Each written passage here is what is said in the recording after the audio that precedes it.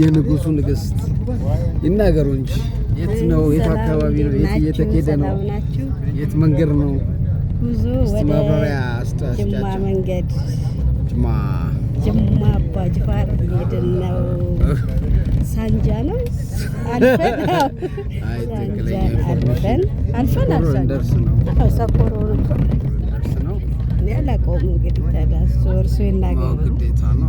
እኮ እየነገሩኝ ሾክ እያሉኝ ነው እና ወደ አባ ጅፋር እየሄድን ነው። አባ ጅፋርን በሰፊው እናስጎበኛችኋለን። እናንተም ላይክ ሰብስክራይብ እያደረጋችሁ ተከታተሉን።